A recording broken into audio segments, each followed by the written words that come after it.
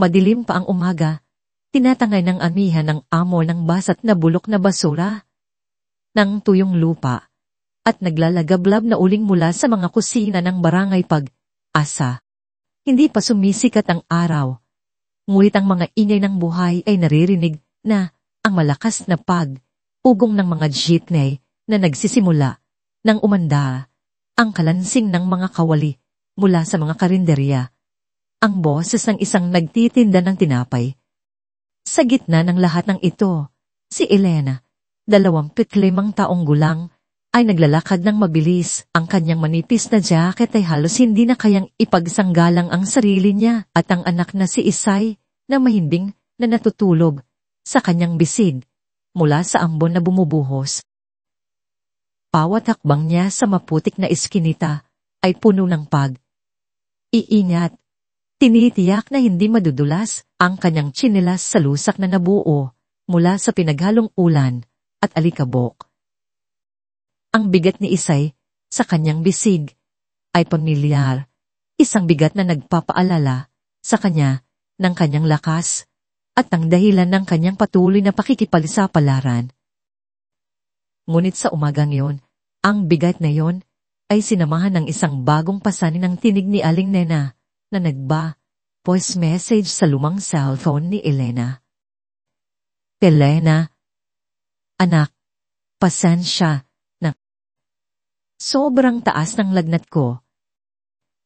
Hindi ko talaga kayang alagaan si Isay na yon.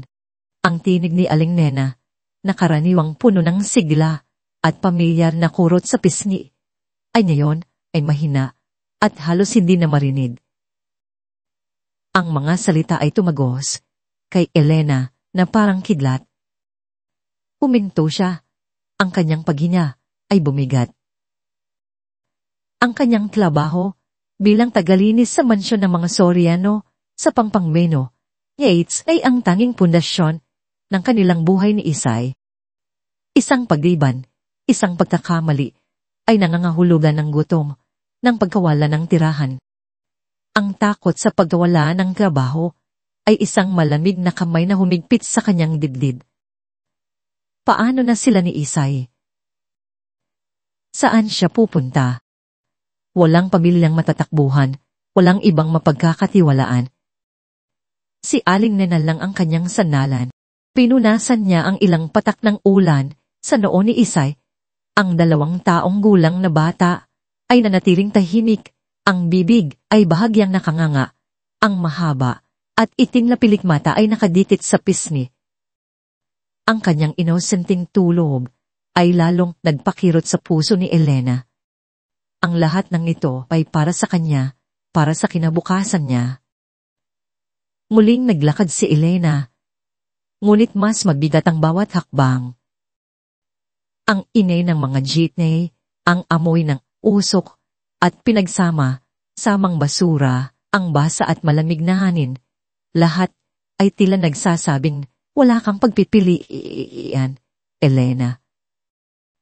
Ang kanyang tanging pag-asa ay dalhin si Isay sa trabaho, isang bagay na mahigpit na ipinagbabawal.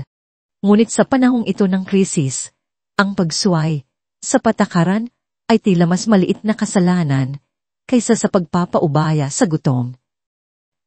Ang pagiging ina ay nangangahulugan ng paglabag sa mga patakaran kung kinakailangan.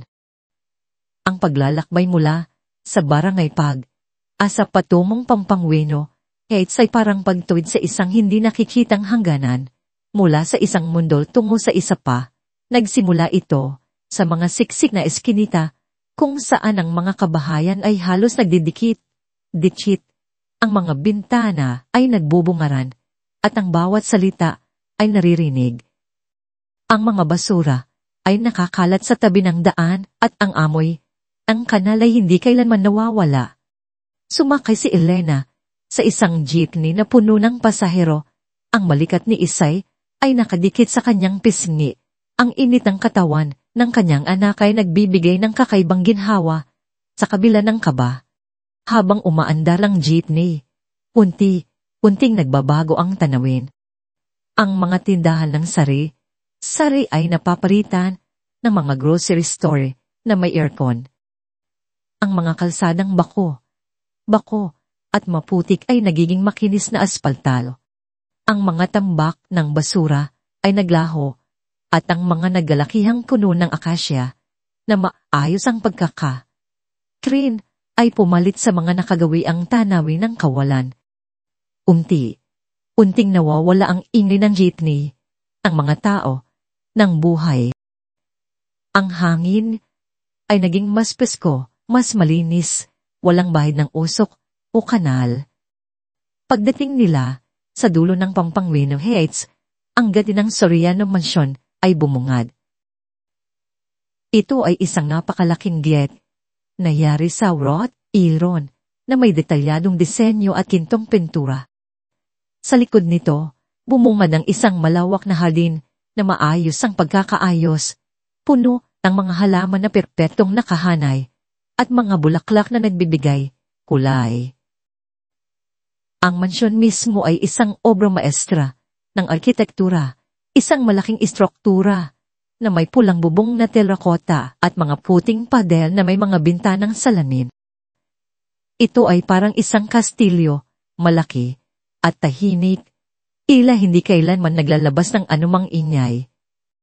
Ang lahat dito ay perpekto, walang bahid ng dumi o anumang kapintasan. Ang contrast ay nagpapakaba kay Elena.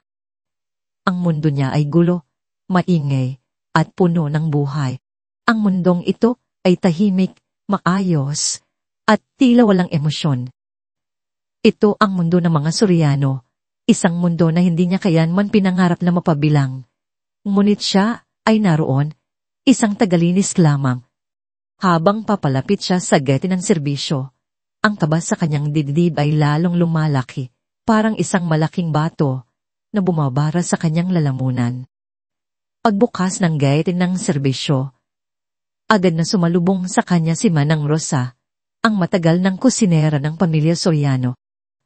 Ang matanda na kilala sa kanyang mainit na ngiti at pagiging mapagmalasakit ay ngayon ay may mukha na puno ng pagkabahala.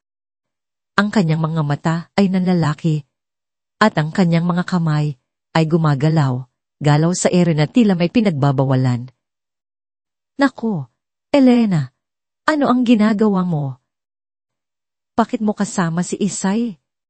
Pulong ni Manang Rosa, halos hindi na marinig. Sabay hatak kay Elena at sa bata papasok. Sige na, dali, bago pa may makakita sa iyo. Mabilis silang naglakad sa isang pasilyo, patungo sa isang maliit na kwarto. Sa tabi ng bodega, isang lugar na karaniwang puno ng mga panlinis at kagamitan. Ang amoy ng chlorine at iba pang kemikal ay bumalo sa kanila. Iyon ang kanilang taguan. Dito muna kayo, utos ni Manang Rosa, habang kinukuha ang ilang malis na tuwala. Pabalutin natin si Isay dito.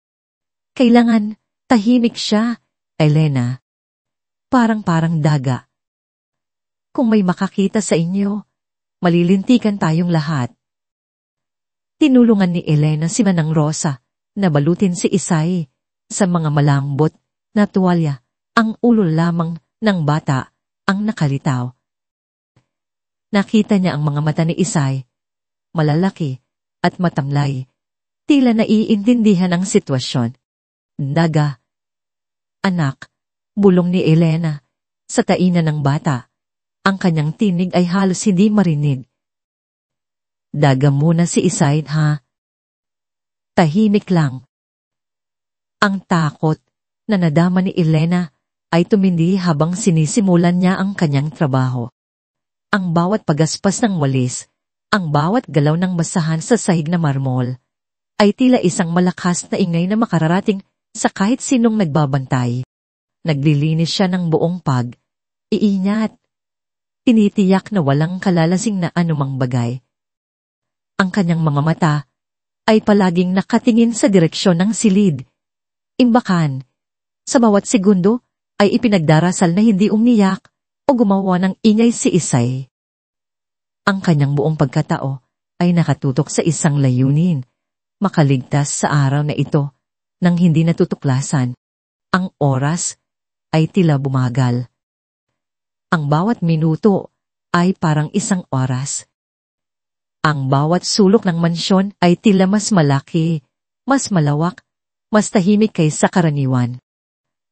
Naririnig niya ang bawat tunog, ang pagtulo ng tubig mula sa grepo sa kusina, ang huni ng mga ibon sa labas ng bintana, ang malalayong boses ng mga hardinero.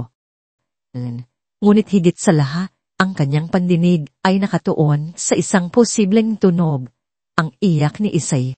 Habang naglilinis siya sa pasilyo na may linya ng mga mamahaling antigong kasangkapan, isang tunog ang pumutol sa kanyang konsentrado. Ang mga matulis at matibay na yabag ni Don Ricardo Soriano ay umalingnaw sa sahig ng marmol, papalapit sa kanya mula sa pangunahing entrada. Ang kanyang pagdating ay laging nagdudulot ng tensyon sa buong mansyon. Si Don Ricardo, isang negosyanteng may malaking kapangyarihan, ay bihirang bumiti at laging abala sa kanyang trabaho. Hawak niya ang kanyang telepono sa tainga, ang kanyang tinig ay mababa at may awtoridad. Wala nang babaguhin. Sa Martes, 10:00 ng umaga. Ang kontrata ay kailangan ng pirmahan. Ang bawat salita ay may bigat, nagpapahiwatig ng isang mahalagang transaksyon na kasalukuyang uusapan. Nagmadali si Elena na ilayo ang kanyang sarili. Pinilit na maging hindi kapansin, na parang anino sa background. Ngunit bago pa niya tuluyang maitago ang kanyang sarili, isang maliit na hitbi ang pumuto sa katahimikan, isang tunog na napakapino at halos hindi marinig, ngunit sapat na upang marinig ni Don Ricardo. Nagmula ito sa silid, imbakan. Ang hangin sa pasilyo ay tila bumigat, naging makapal. Agad na naramdaman ni Elena ang matinding kaba. Alam niya na narinig niya rin ito. Nakita niya ang pagkilos ni Don Ricardo. Uminto siya, ang kanyang pag-uusap sa telepono ay biglang naputol. Ang kanyang mga mata, nakaraniwang nakatuon sa walang hanggan, ay ngayon ay matalim na nakatingin sa direksyon ng silid, imbakan. Ang kanyang mga hakbang ay bumigat at naglakad siya patungo sa pasilyo ng serbisyo, kung saan matatagpuan ang silid, imbakan. Para kay Elena, ang oras ay huminto. Ang kanyang puso ay kumalabog nang mabilis sa kanyang dibdib na parang isang ibon na nakakulong at pilit na makawala. Alam niya na ito na ang katapusan. Sa isang iglap, tumakbo siya patungo sa silid, imbakan. Pinuksan niya ang pinto ng mabilis, ang kanyang mga kamay ay nanginginig. Si Isay, nakabalot sa mga tuwalya, ay umuungol, ang kanyang mga mata ay basa sa luha, ngunit walang bahid ng takot.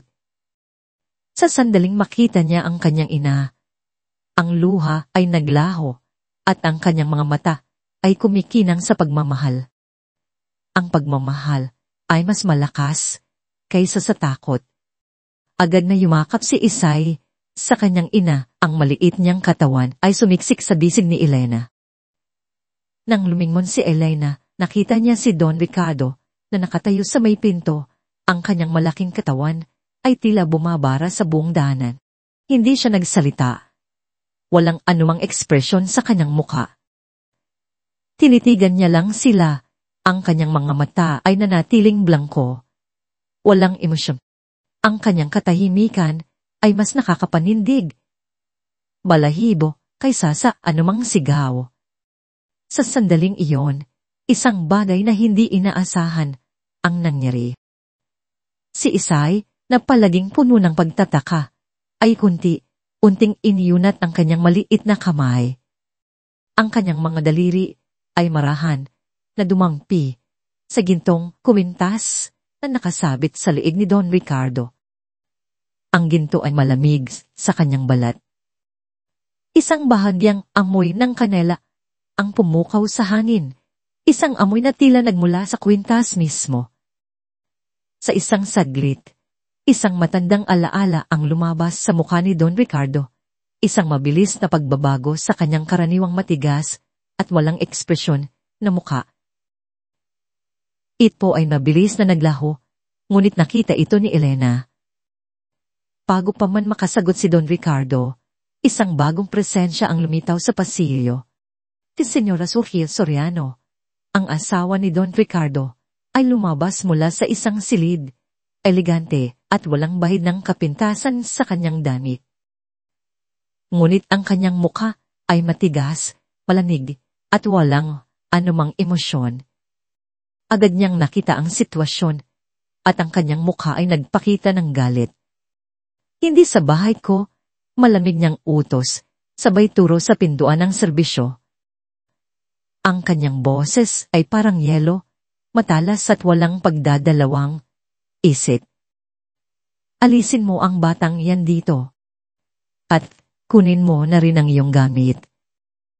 Ang mga salita ni Senyora Sofia ay tumagos kay Elena na parang punyal. Ang kanyang puso ay parang dinudurob. Alam niya na ito na ang katapusan. Wala na siyang pagpipilian. Kinabig niya si Isay, ang kanyang anak, ay lalong yumakap sa kanya. Naghanda si Elena na umalis. Ang kanyang mga hakbang ay mabigat at puno ng kawalan ng pag-asa. Ngunit bago pa man niya tuluyang maisara ang pinto, isang boses ang pumutol sa katahimikan. Sandali. Ito ay si Don Ricardo. Ang kanyang tinig ay malalim, matatag, at puno ng awtoridad. Mananatilis sila. Ang mukha ni Senyora Sofia ay namutla, pagkatapos ay naging pula sa matinding galit. Ang kanyang mga mata ay nagliyap. Ricardo, ano ang sinasabi mo? Ang reputasyon natin, ang aking club, ang mga bisita natin sa susunod na linggo, hindi mo maiisip ang sasabihin ng mga tao. Wala akong pakialam. Putol ni Don Ricardo. Ang kanyang boses ay kalmado, ngunit may matinding kapangyarihan. Ang matinding tensyon sa pagitan ng mag-asawa ay nagpatahimik sa buong silid. Si Isay, na nakakaramdam ng matinding tensyon sa pagitan ng kanyang ina at ng mga Soriano, ay biglang umiyak. Ang kanyang iyak ay nagpababa sa tensyon na parang isang hangin na dumaan sa isang masikip na silid. Pumaling si Don Ricardo kay Elena. Ang kanyang tingin ay ngayon ay mas malambot, may bahid ng pag-aalala. Dalhin mo siya sa hardin, utos niya. Ipakita mo sa kanya ang puno ng nara. Tiningnan ni Elena si Senyora Sofia na ang mukha ay nanatiling matigas at puno ng galit. Ngunit ang utos ni Don Ricardo ay hindi matatawaran. Sa kabila ng galit na nadarama niyang mula kay Senyora Sofia, sumunod si Elena. Lumabas siya, hawak si Isay sa kanyang bisig. Ang pakiramdam niya ay tila siya ay naglalakad sa apoy. Sa hardin, ang hangin ay presko at malinis, ngunit ang bigat ng mga pangyayari ay nanatili. Ang bawat dahon na gumalaw ay parang nagbubulong ng mga hindi naririnig na salita. Ang iyak ni Isay ay unting humupa, habang ang bata ay unting nakikita ang isang maliit na kumpol ng kulay, ubi, na bulaklak sa gilid ng landas. Ang inosente niyang pagtataka ay nagpagaan sa bigat sa puso ni Elena. Mula sa loob ng mansyon, naririnig ang malalayong boses si Don Ricardo at Senyora Sofia na nagtatalo.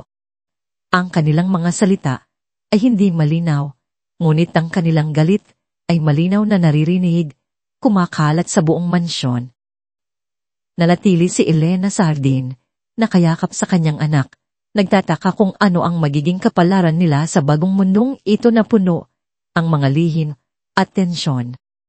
Ilang araw na ang lumipas mula ng gabing tila nag-alsa ang langit at lupa sa loob ng mansyon ng mga Soriano. Ang matinding pagtatalo sa pagitan ni Don Ricardo at Senyora Sofia ay tila umupa. Ngunit ang bakas nito ay nanatili, nagpapahiwatig ng isang bagong kaayusan. Ngayon, ang malaking bahay sa Pampangwinong Heights ay tila nakalaya na mula sa dating nakakabinging katahimikan nito, bagamat hindi pa rin ito ganap na buhay.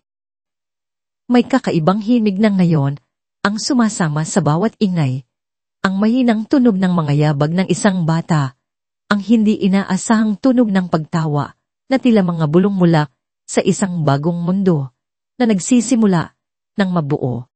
Para kay Senyora Sofia, ang hindi inaasahang pagdating ni Isay at Elena ay isang problema na nangangailangan ng mabilis at epektibong solusyon. Hindi siya nagpatinag sa utos ni Don Ricardo. Sa halip, sa kanyang isip, ito ay isang hamon sa kanyang pagiging mahusay na may bahay, isang pagkakataon upang muling ayusin ang mga bagay sa paraan na umaayon sa kanyang pamantayan ng kaayusan at kagandahan. Siya ay tulad ng isang general na muling nagpaplano ng kanyang diskarte pagkatapos ng isang hindi inaasahang pag-atake. Isang umaga, habang aayos si Elena ng mga bulaklak sa pasilyo, narinig niya ang boses ni Senyora Sofia mula sa sala. Ang kanyang tinig ay kalmado, may awtoridad, na tila nagbibigay ng mga utos sa isang kumberensya ng negosyo. Ang silid sa tabi ng lumang opisina, iyon ang ipapagawa. Ipintura ito ng mapusyaw na kulay rosas. Kailangan malinis, moderno, at walang bahid ng nakaraan. Utos niya sa isang tagapamahala ng bahay na may hawak na isang notepad. Para sa bata. Isang angkop na lugar para sa kanya. Ang mga salitang para sa bata ay nagdulot ng kakaibang damdamin sa dibdib ni Elena, isang pinaghalong pag-asa at kaba. Ang ideya ng isang sariling silid para kay Isay ay isang pangarap na hindi niya kailanman naisip na matutupad. Ngunit ang paraan, ang pagsasalita ni Senyora Sofia ay nagpapahiwatig na ito ay hindi isang kaloob ng kabutihang loob, kundi isang maingat na estratehiya upang itakda ang mga limitasyon at kontrolin ang bagong sitwasyon. Hindi lamang ang silid ang naging target ng pagbabago ni Senyora Sofia. Isang araw, habang si Elena ay nagmamadaling naglalakad sa hardin patungo sa likod na bahagi ng bahay, hinarang siya ni Senyora Sofia. Ang kanyang mga mata ay matalin, sinisiyasat ang lumang uniforme ni Elena, ang kupas na kulay asul, ang bahagyang gusot na tela. Ang uniformeng iyan, sabi ni Senyora Sofia, ang kanyang tinig ay may bahid ng pagkadismaya. Hindi ito angkop sa loob ng bahay. Gusto ko ng linen. Mga kulay na mapusyaw, mga kulay na sumusunod sa kulay ng bahay. Ayokong makita ang uniformeng iyan. Kausapin mo si Manang Rosa. Kailangan may bago ka na sa loob ng 2 araw. Ang pakiramdam ni Elena ay tila siya ay hinubaran ang kanyang balat. Ang uniformeng iyon ay simbolo ng kanyang pagkakakilanlan, ng kanyang pagiging manggagawa, ng kanyang buhay sa baranay pag-asa. Ngayon, ito ay tinatanggihan. Kinukuha papalitan ng isang bagay na iba, isang bagay na hindi kanya. Sa loob ng ilang araw, ang silid ay inihanda. Ang dating lumang opisina na dating puno ng mga libro at papeles ay binago ng husto. Ang mga pader ay pininturahan ng mapusyaw na kulay rosas na tila nagbabago sa buong kapaligiran. Ang sahi ay nilagyan ng makapal na puting karpet na tila nagpapahinahon sa bawat yabag. Isang maliit na kama, gawa sa mamahaling kahoy, ang inilagay sa gitna. May mga puting unan at kumot na gawa sa pinakamainam na tela. Sa isang sulok, isang puting estante ng libro Ang inilagay, puro ng mga laruan, isang malaking plush na girak, isang koleksyon ng mga porselanang manika na nakadamit ng mga eleganteng gawon, mga libro ng kwento na may mga makukulay na larawan. Ang lahat ay perpekto. Walang bahid ng dumi o panumang kapintasan. Ito ay isang silid na tila nilikha mula sa isang magasin ng disenyo, isang kanlungan ng karangyaan at kaayusan. Nang unang ipasok si Elena sa silid, nakasuot siya ng isang bagong damit na linen na may kulay na mapusyaw na beige. Ito ay malambot at magaan sa balat. Ang tela ay may kakaibang kinis na hindi niya kailanman naramdaman. Ang damit ay sakto sa kanya, ngunit sa kabila ng pagiging akma nito sa kanyang katawan, ito ay tila humihigpit sa kanyang kaluluwa.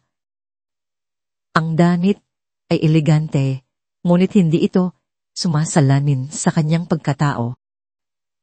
Ito ay isang balat na ipinilit sa kanya, isang anyo na hindi kanya. Pakiramdam niya ay isa siyang manikin, isang bagay na inayos para sa pagtingin ng iba.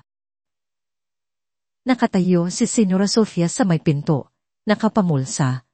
Ang kanyang mga mata ay masusing sinusuri ang bawat detalye. Siya ay tila isang pintor na tumitingin sa kanyang obra maestra. Sinusuri ang bawat stroke ng brush. Ang kanyang mukha ay walang emosyon, ngunit may bahid ng pagmamalaki sa kanyang mga mata. Perpekto, bulong niya sa sarili, tila isang propesor na nasisiyahan sa kanyang eksperimento. Ang kapaligiran, ang kaayusan, ang estetika, lahat ay inayon sa kanyang kagustuhan. Ang lahat ay may sariling lugar, at sila ni Isay ay isa lamang bahagi ng bagong kaayusan na ito. Pinapasok ni Elena si Isay sa silid. Ang bata, 2 taong gulang, ay naglakad ng hindi sigurado. Ang kanyang mga mata ay nanatiling blangko. Tila hindi maintindihan ang bagong kapaligiran. Inaasahan ni Elena na ang bata ay maglalabas ng ingay ng pagkamangha o kahit ng pagtataka. Ngunit si Isay ay nanatiling tahimik, ang kanyang maliit na kamay ay mahigpit na nakahawak sa laylayan ng damit ni Elena. Pinabaliwala ni Isay ang malaking plush na girafe na tila naghihintay na yakapin siya. Hindi niya pinansin ang mga porselanang manika na nakahanay sa estante ng libro, tila naghihintay na paglaruan. Ang kanyang mga mata ay lumipad sa paligid, hinahanap ang isang bagay na pamilyar, isang bagay na nagpapaalala sa kanya ng kanyang dating buhay. Sa isang sulok ng silid, sa likod ng malaking kama, nakita ni Isay ang isang tumpok ng mga lumang karton na kahon. Ang mga ito ay tila naiwanan, nakalimutan, ang mga bakas ng lumang gamit ay nanatili sa kanilang ibabaw. Ngunit para kay Isay, ang mga kahong yon ay tila mga portal sa isang bagong mundo. Ang kanyang mga mata ay kumikinang. Isang ngiti ang lumabas sa kanyang labi, isang ngiti na hindi pa nakikita ni Elena mula nang sila ay lumipat sa mansyan. Walang aalangan, tumakbo si Isay patungo sa mga kahon. Sumiksik siya sa pinakamalaking kahon, ang kanyang maliit na katawan ay naglaho sa loob. Sa loob ng ilang segundo, lumabas siya, ang kanyang mukha ay puno ng kagalakan, ang kanyang mga mata ay kumikinang. Mama, bulong ni Isay, ang kanyang tinig ay puno ng kaligayahan. Siya ay tila ang prinsesa ng kanyang sariling kastilyo, ang reyna ng kanyang kaharian. Ang mga kahong iyon na tila basura para sa iba ay ngayon ng kanyang trono, ang kanyang palasyo. Para kay Elena, ang sandaling iyon ay nagdulot ng isang matinding kaluwagan. Hindi niya napigilan ang kanyang luha. Tumulo ang mga ito, mainit at maalat, sa kanyang pisngi. Ang mga luha ay hindi luha ng kalungkutan, kundi luha ng kaligayahan, ng pag-asa, ng pagkilala sa kakayahan ng kanyang anak na makahanap ng kaligayahan sa gitna ng lahat ng pagbabago. Nakita niya ang lakas ng kanyang anak, ang kakayahan nitong maging tunay sa gitna ng pagpapanggap. Ngunit ang sandaling iyon ay hindi nagtagal. Si Senyora Sofia, na nanonood mula sa pintuan, ay biglang kumunot ang noo. Ang kanyang perpektong plano ay tila nagambala. Ang kanyang mga mamahaling laruan, ang kanyang maingat na disenyo, ang kanyang kaayusan, lahat ay tila nabigo sa harap ng isang simpleng kahon ng karton. Ang kanyang ideya ng halaga ay tila naiiba sa kung ano ang tunay na nagbibigay ng kaligayahan sa isang bata. Ang mamahaling material ay natalo sa halaga ng buhay, ng kagalakan, ng kalayaan. Ang kwentong ito ay nilikha ni Inday Andrea. Huwag kopyahin o gamitin muli ang audio o kwentong ito upang matiyak ang karapatang ari. Sa mga sumunod na buwan, ang buhay ni Elena ay nagbago ng husto. Siya ay hindi lamang naging isang tagalinis, kundi isang mag-aral. Sa ilalim ng maingat na pagmamanmaniman ng Rosa, at sa ilalim ng di nakikitang presensya ni Senyora Sofia, natutunan niya ang mga bagong tuntunin ng kabuhayan.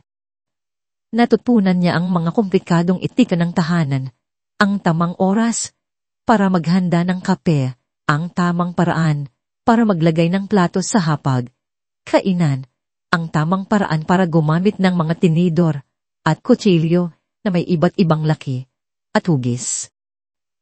Natutunan niya kung paano magsalita ng mahina, ngunit hindi nawawala. Ang bawat salita niya ay maingat na pinipili, ang bawat galaw niya ay maingat na inayon sa kaligilan. Natutunan niyang maging invisible na tila isang anino na gumagalaw sa paligid ng mansyon, ngunit sa parehong oras. Natutunan din niyang maging present na tila isa siyang bahagi ng tela ng bahay. Pinagmasdan niya si Senyora Sofia, ang kanyang pagiging detalyado sa bawat bagay, ang kanyang walang kapantay na kontrol sa bahay, sa mga tauhan, sa kanyang sariling buhay. Pinagmasdan niya kung paano siya nakikipag-ugnayan sa mga bisita, ang kanyang matatas na pagsasalita, ang kanyang eleganteng kilos, ang kanyang walang kapantay na pagiging formal. May bahid ng paghanga sa puso ni Elena, ngunit mayroon ding bahid ng takot, ng pagtataka. Ang buhay ni Senyora Sofia ay tila isang perpektong puzzle, ngunit walang anumang bahid ng damdamin. Sa kabila ng pagiging abala ni Don Ricardo sa kanyang mga negosyo, mayroon pa rin mga sandali kung kailan siya ay humihinto, na tila may isang hindi nakikitang lakas na humihila sa kanya. Madalas, makikita siya ni Elena na nakatayo sa isang sulok ng hardin o sa may sala, pinagmamasdan si Isay na naglalaro. Ang kanyang mukha, nakaraniwang matigas at walang emosyon, ay nagpapakita ng isang bahagyang pagbabago, isang bahid ng pagtataka. Isang hapon, habang si Isay ay naglalaro ng kanyang mga kahon sa hardin, nakita ni Elena si Don Ricardo na papalabas ng opisina. Ang kanyang cellphone ay nasa kanyang tenga, ang kanyang boses ay seryoso. Ngunit nang makita niya si Isay, bigla siyang huminto. Pinitawan niya ang tawag. At sa loob ng ilang segundo, pinagmasdan niya ang bata. Biglang tumakbo si Isay patungo sa kanya. Ang kanyang mga braso ay nakataas, tila naghahanap ng yakap. Sa halip na lumayo, yumuko si Don Ricardo. Ang maliit na kamay ni Isay ay marahan na humawak sa kanyang paa. Isang ngiti na bihirang makita ang lumabas sa labi ni Don Ricardo. Ito ay isang mabilis na ngiti, ngunit nakita ito ni Elena. Mula sa kanyang pagmamasid, natanto ni Elena na si Isay ay hindi lamang isang bata na nagbibigay ng ingay sa bahay. Siya ay nagdala ng isang bagay na iba, isang bagay na malambot sa buhay ni Don Ricardo. Ang kanyang inosente at walang kapantay na pagmamahal ay tila nagbukas ng isang pinto sa puso ng matandang lalaki, isang pinto na matagal nang sarado. Ngunit sa kabila ng lahat ng pagbabago, sa kabila ng bagong damit at bagong silid, pakiramdam pa rin ni Elena ay nasa pagitan siya ng dalawang mundo. Ang isang mundo ay ang barangay Pag-asa, ang kanyang tahanan, ang kanyang pamilyar na init, ang kanyang buhay na puno ng ingay at buhay. Ang isa pa ay ang mansyon ng mga Soriano, malamig, malaki, at puno ng mga hindi inaasahang pagbabago. Siya ay nanatili doon, isang panauning, hindi imbitado, isang bahagi ng isang eksperimento sa lipunan na patuloy na nagaglanap. Hindi niya alam kung ano ang susunod na mangyayari. Ngunit umaasa na balang araw, mahahanap niya ang kanyang lugar. Ilang buwan na ang lumipas mula nang pumasok si Elena at si Isay sa mansyon ng mga Soriano at ang kanilang presensya ay tila isang malumanay na simoy ng hangin na nagpabago sa nakagawi ang katahimikan ng malaking bahay. Ngayong gabi, ang katahimikan na yun ay napalitan ng isang bagong klase ng ingay, ang mahinahong bulungan ng mga bisita, ang kalansing ng mga pilak na kubyertos, at ang mababang tugtog ng isang string quartet na nagtatago sa likod ng malalaking halaman. Ito ang isa sa pinakamahalagang hapunan ng mga Soriano sa taon, isang pagtitipon ng mga prominenteng miyembro ng alta sosyedad ng Maynila. Si Elena, na nakasuot ng bago niyang damit na lainan na kulay beige, ay naramdaman ng bawat kilo ng tela na tila sumasakal sa kanyang balat. Hindi na ito ang kanyang uniforme. Hindi na rin ito ang kanyang dating mga damit mula sa barangay Pag-asa. Ito ay regalo ni Senyora Sofia, sadyang ginawa, upang maging presentable siya sa harap ng mga bisita. Pagamat komportable, pakiramdam niya ay isa siyang dayuhan na nagtatago sa likod ng isang maskara. Ang bawat galaw niya ay maingat, ang kanyang mga mata ay naghahanap ng anumang senyalis ng pagkabigla o pagtataka mula sa mga bisita. Si Manang Rosa, na laging kalmado sa ilalim ng anumang sitwasyon, ay mahinahong nagbibigay ng mga direksyon. Ang kanyang mga mata ay nagpapahiwatig ng pag-iingat, ngunit may bahid ng pag-asa. Elena, pakiserve ang wine sa mesa. Siguraduhin mong pantay ang lagay sa bawat baso. Bulong ni Manang Rosa, ang kanyang tinig ay halos hindi marinig sa gitna ng ingay. Pinilit ni Elena na maging hindi kapansin. Isang anino lamang na gumagalaw sa paligid ng mga mesang puno ng mamahaling kristal at pilak, mga plato ng mga pagkaing banyaga, at mga centerpiece ng sariwang bulaklak na nagpapabango sa hangin. Ang mga ilaw ng chandelier ay kumikinang, sumasalamin sa bawat ibabaw, nagbibigay ng isang nakakasilam na ganda sa buong silid. Bawat hakbang niya ay puno ng pag-iingat, tinitiyak na hindi niya matatamaan ang kahit anong bagay, hindi niya mababasag ang katahimikan ng pagtitipon. Sa isang sulok ng isip ni Elena, laging naroon si Isay. Alam niya na ang kanyang anak ay nasa pangangalaga ni Manang Rosa sa kusina, na abala sa paglalaro ng kanyang mga kalston na kahon. Ngunit ang bawat mahinang tunog, ang bawat biglaang paghinto ng musika, ay nagdudulot ng kaba sa kanyang dibdib. Paano kung umiyak si Isay? Paano kung tumakbo siya palabas? Ang takot na yon ay isang malamig na kamay na humihigpit sa kanyang puso.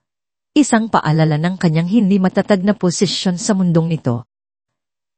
Ang pag-uusap ng mga bisita ay tila isang agos ng tubig, bago ang direksyon. Naririnig niya ang mga pangalan ng mga politiko, ang mga pinakabagong balita sa ekonomiya, ang mga paglalakbay sa iba't ibang bansa. Ito ay isang mundo na kailanman ay hindi niya naisip na mapabilang, isang mundo na puno ng mga alituntunin na hindi niya nauunawaan. Ang bawat ngiti ay tila may likod, ang bawat salita ay tila may kahulugan na langbas sa kanyang pag-unawa. Nakatayo si Don Ricardo sa dulo ng mesa. Ang kanyang mukha ay seryoso habang nakikipag-usap sa isang grupo ng mga lalaki. Si Senyora Sofia naman, sa kabilang dulo, ay nagliliwanag sa kanyang eleganteng gown, nakangiti at tumatawa sa kanyang mga kaibigan. Ngunit sa ilalim ng lahat ng formalidad, pakiramdam ni Elena ay may hindi nakikitang tensyon na nagkukubli sa hangin. Sa pagitan ng mainit na usapan at ng kalansing ng mga kubyertos, biglang namayani ang katahimikan. Lahat ay nakatingin sa isang babaeng may matangkad na tindig, nakasuot ng kulay emerald na gown na may hawak na baso ng alak. Siya si Senyora Patricia, matagal ng kaibigan ni Senyora Sofia. Nakilala sa kanyang matalas na dila at matinding pagmamay-ari. Ang kanyang ngiti ay matamis, ngunit may nakakubling kamandag. Napakasarap ng hapunan, Sofia. Gaya ng nakagawian, panimula ni Senyora Patricia. Ang kanyang boses ay malinaw at nakakarinig. Inilipat niya ang kanyang tingin kay Elena, nakasalukuyang na nilalagay ng tinapay sa basket. At nakakatuwa naman ang iyong pagiging philanthropic na host. Hindi ka ba naiilang na ang iyong kasambahay ay kumikilos ng ganito sa gitna natin at halos kasama na natin sa hapag, kainan? Ang mga salita ay tumagos kay Elena na parang kidlat. Huminto siya, ang kanyang kamay ay nanginginig, muntik nang mabitawan ng basket ng tinapay. Ang lahat ng ingay sa silid ay tila naglaho, napalitan ng nakakabining katahimikan. Ang lahat ng mata ay nakatingin sa kanya, pagkatapos ay kay Senyora Sofia. Ramdam niya ang init sa kanyang mukha. Ang kahihiyan ay dumaloy sa kanyang mga ugat. Gusto niyang tumakbo, magtago, maglaho. Ang kanyang pakiramdam ay tila hinubaran siya sa harap ng lahat. Siya ay hindi lang isang kasambahay na nagkakamali. Siya ay isang proyekto na ngayon ay pinagtatawanan. Ang mga labi ni Senyora Sofia ay bahagyang kumibot, ngunit nanatili siyang kalmado. Dahan niyang inilapag ang kanyang baso ng alak sa mesa. Ang mahinang tunog ng kristal ay tila umalingaw sa buong silid. Ang kanyang mga mata, na dati malambot at nakangiti, ay ngayon ay matalin at puno ng kapangyarihan. Tumingin siya kay Senyora Patricia. Ang kanyang titig ay matigas. Senyora Patricia, panimula ni Senyora Sofia. Ang kanyang boses ay matamis, ngunit may nakakakilabot na lamig. Ang bawat salita ay tila isang patak ng yelo. Si Elena ay pati ng pamilya. Hindi lamang siya isang kasambahay na gumagawa ng kanyang pungkulin. Siya ang tumutulong sa amin na panatilihin ang kaayusan ng aming buhay, ng aming tahanan. Biglang bumaling siya kay Elena. At pagkatapos ay idinagdag niya, at si Isay ay, sa maraming paraan, itinuturing naming aming anak. Ito ay ang aming tahanan, Senyora. Ang aming mga patakaran. Ang buong hapag, kainan ay tila napatigil. Ang mga bisita ay napatulala. Ang kanilang mga bibig ay bahagyang nakanganga. Ang mukha ni Senyora Patricia ay namutla. Ang kanyang matamis na ngiti ay naglaho, napalitan ng pagkabigla at matinding kahihiyan. Iwas siya ng tingin, at ang mga bisita ay nagsimulang magbulungan. Ang kanilang mga mata ay nagpapalit-palitan sa pagitan nina Senyora Sofia at Elena. Para kay Elena, ang mga salita ni Senyora Sofia ay hindi lamang isang pagtatanggol, kundi isang pagyanig sa kanyang mundo. Ang isang mainit na luha ay dumaloy sa kanyang pisngi, nahulog sa puting tela ng apron niya. Hindi ito luha ng pasasalamat o hindi lang basta luha ng pasasalamat. Ito ay luha ng matinding pagkabigla, ang kalituhan, ng isang pakiramdam na hindi niya maintindihan. Alam niya na si Senora Sofia ay hindi ipinagtatanggol siya bilang si Elena, ang ina ni Isay, ang dating kasambahay. Ipinagtatanggol niya ang kanyang kontrol, ang kanyang imahe, ang kanyang kapangyarihan sa sariling tahanan. Ngunit sa kabila ng motibo, ang mga salitang iyon ay nagbigay sa kanya ng isang bagong pagkakakilanlan, isang pagkakakilanlan na ngayon ay itinakda sa harap ng lahat. Ang pamilya na iyon ay isang bagong pader, isang bagong hangganan na, sa kanyang kalituhan, ay nagbigay sa kanya ng kakaibang ginhawa. Ang gabi ay lumipas ng mabigat. Ang mga bisita ay umalis, at ang mansyon ay muling nabalot sa katahimikan, maliban sa mahinang kalansing ng mga tasa na hinuhugasan sa kusina. Si Elena ay nagbalik sa kanyang silid, ang kanyang isip ay puno ng mga tanong. Ang mga salita ni Senyora Sofia ay patuloy na umalinaw sa kanyang isip. Habang papalalim ang gabi, isang bagong krisis ang sumulpot. Biglang nilagnat si Isay. Ang kanyang maliit na katawan ay nanginginig. Ang kanyang hininga ay mainit. Nagulantang si Elena. Agad na kinuma ang bata at hinimas ang kanyang noo. Nagmadali siyang humingi ng tulong kay Manang Rosa at sa loob ng ilang minuto, ang buong mansyon ay nagulantang sa pag-aalala. Si Don Ricardo, na karaniwang hindi nagbibigay ng atensyon sa mga bagay na hindi konektado sa kanyang negosyo, ay biglang lumabas mula sa kanyang opisina. Ang kanyang mukha ay puno ng pag-aalala. Ito ang unang pagkakataon na nakita ni Elena ang isang bahagyang gulat sa mga mata ng matanda. Nilapitan niya si Isay, hinawakan ang kanyang noo, at agad na utos na tawagin ng doktor. Ang gabi ay lumipas nang hindi man lamang nakatulog si Don Ricardo. Siya, ang kilalang negosyanteng laging abala, ay ngayon ay nakaupo sa tabi ni Isay, hawak ang kanyang maliit na kamay. Si Isay, na naninginig pa rin sa lagnat, ay unting humimbing sa kanyang dibdib. Ang kanyang maliit na kamay ay mahigpit na nakakapit sa gintong kuwintas na nakasabit sa leeg ni Don Ricardo. Dahan, sinimulang kantahan ni Don Ricardo si Isay. Ang kanyang tinig ay bariton, ngunit ang mga nota ay malayo sa tono. Ila isang awit na matagal nang hindi naaalala. Ito ay isang lumang kantang pambata, puno ng kalungkutan at pag-asa, isang kanta na tila nagmula sa kanyang sariling pagkabata. Ang mga salita ay simpleng-simple, ngunit puno ng pagmamahal. Si Elena, na nakatayo sa may pintuan, ay tahimik na pinagmamasdan ng eksena. Ang kanyang puso ay biglang napuno ng isang kakaibang init. Ito ay hindi ang Don Ricardo na kilala niya, ang taong laging abala sa negosyo, ang taong may matigas na mukha at walang emosyon. Ito ay isang Ricardo na may puso, isang Ricardo na nagpapakita ng pagmamahal. Ang sandaling iyon ay isang patunay na ang tunay na koneksyon ay hindi nakikita sa mga kontrata, sa mga club, o sa mga email.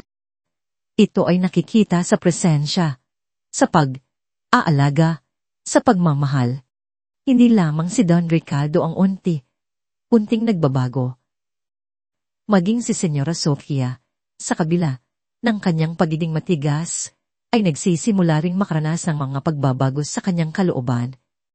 Sa loob ng mga nakaraang buwan, madalas niyang nakikita si Isay na naglalaro sa kanyang sariling kastilyo ng mga karton na kahon sa loob ng pink na silid na sadyang inihanda para sa bata. Ang kanyang mamahaling mga laruan, ang giraffe, ang mga porselanang manika, ay nananatiling hindi napapansin. Sa halip, ang mga lumang karton na kahon ay naging sentro ng mundo ni Isay, isang patunay na ang kagalakan ay hindi mabibili ng pera.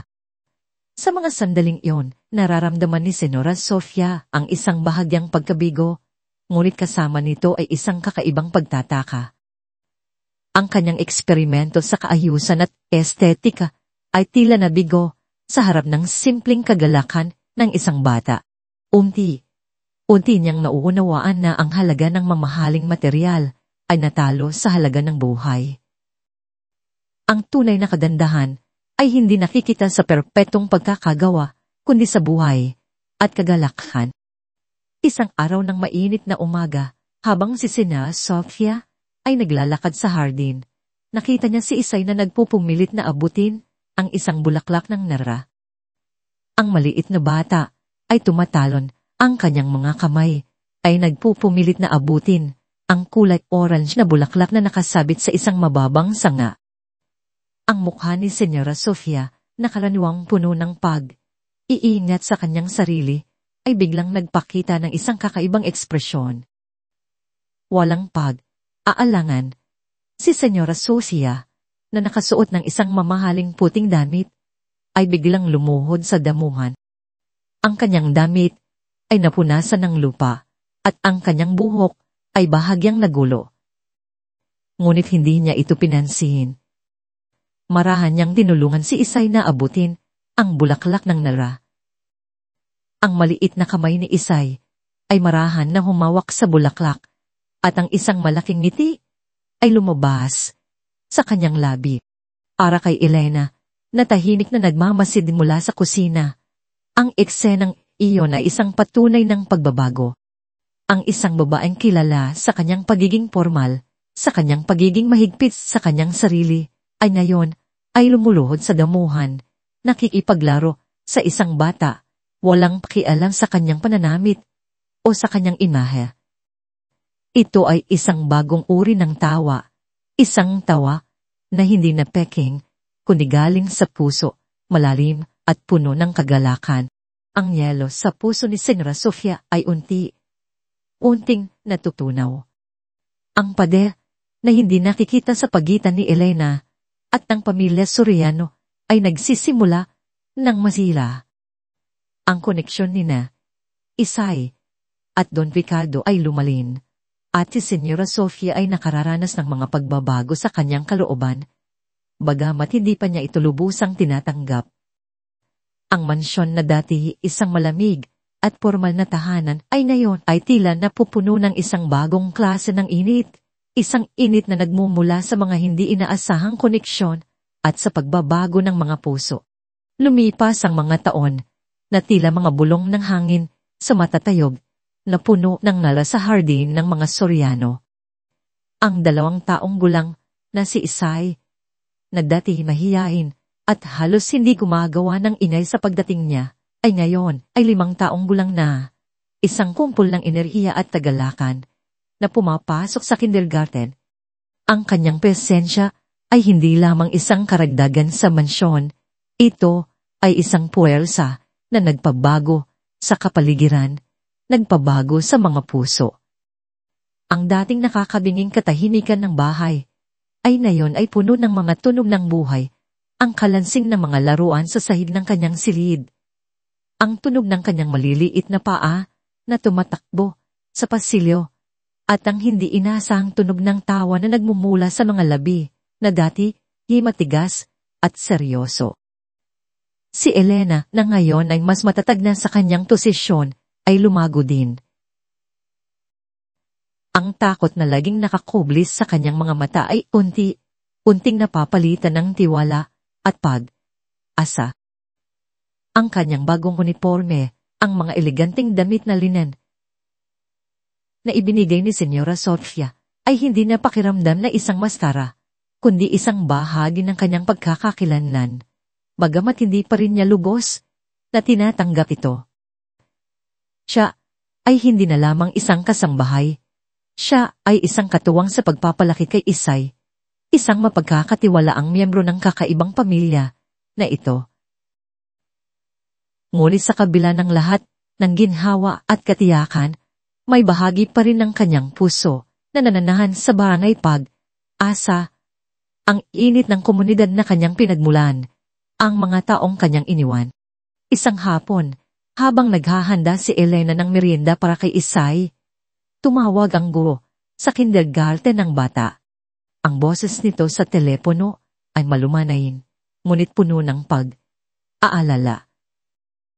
Senyora Elena, may kaunting sakit po sa sipon at lagnat sa aming klase. May ilang bata na po ang nagkasakit. Kaya't pinayuhan po naming pauwiin muna ang mga bata. Paglag na kumalabog ang puso ni Elena. Ang kanyang isip ay agad na bumalik sa mga araw kung kailan si Isay ay bata pa at ang lagnat ay tila isang malaking halimaw na walang gamot. Unit ngayon, may pagbabago. Mayroong mga gamot, mayroong doktor, mayroong mga taong tutulong. Sa kabila ng pagbabago sa kanyang kapaligiran, ang pagiging ina ay nanatili, ang pag-aalala ay nanatili. Nang makauwi si Isay, ang kanyang maliit na mukha ay maputla, ang kanyang mga mata ay nanlalaki, at ang kanyang noo ay mainit. Ang matamis niyang tawa ay napalitan ng mahinang ungol. Agad na dinala ni Elena si Isay sa kanyang silid. Ang pig na silid na sadyang inihanda para sa bata. Ang buong mansyon ay nagulantang. Si Manang Rosa, na laging kalmado, ay mabilis na init ng tubig, naghanda ng mga tuwalya at tumawag sa doktor. Si Don Ricardo, na nasa kanyang opisina, ay agad na lumabas. Ang kanyang mukha ay puno ng pag-aalala. Si Senyora Sofia, na nasa kanyang garden, ay agad na pumasok. Ang kanyang mga mata ay nagpapakita ng takot. Para sa pamilya Soriano, ang lagnat ni Isay ay hindi lamang isang sakit, ito ay isang pagsubok sa kanilang bagong kaayusan, isang hamon sa kanilang bagong pagkakakilalan. Si Elena, na dati isa lamang sa pagharap sa mga ganitong problema, ay ngayon ay mayroon ng isang buong pamilya na sumusuporta. Habang pinupunasan niya ang noo ni Isay, ang kanyang puso ay puno ng pasasalan. Ang kanyang maliit na prinsesa ay hindi na iisa. Ipinagpapatuloy ni Elena ang pag-aalaga kay Isay ng may buong pagmamahal. Ang kanyang mga kamay ay malumanay na humahawak sa noo ng bata, ang kanyang boses ay mahinahon na nagpapatahimik. Ang mga gabi ay lumipas nang halos hindi siya natutulog. Nagbabantay, tinitiyak na walang masamang mangyayari. Ngunit sa kabila ng pagod, may kakaibang kapayapaan sa kanyang puso. Ang pagiging ina ay isang trabaho na walang kapalit, ngunit sa pagkakataong ito, hindi na siya iisa. Sa gitna ng lahat ng ito, si Don Ricardo ay nasa tuktok ng kanyang kalera. Isang multi-milyong dolyar na kasunduan sa negosyo ang nakasalalay sa isang mahalagang pagpupulong ng mga board members.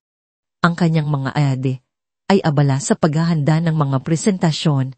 Ang kanyang telepono ay patuloy na naglilitin. Ito ay isang sandali na maaaring magpabago sa takbo ng kanyang interyo. Ngunit, sa tanghaling iyon, habang nasa kalagitnaan ng isang mainit na diskusyon tungkol sa mga pinansyal, biglang ping ang kanyang telepono. Ito ay isang paalala mula sa kanyang kalendaryo. Kindergarten Art Show Isay's performance. Uminto si Don Ricardo. Ang kanyang mga kasamahan sa board ay tumingin sa kanya, nagtataka. Ang kanyang mukha ay nanatiling blangko, walang emosyon.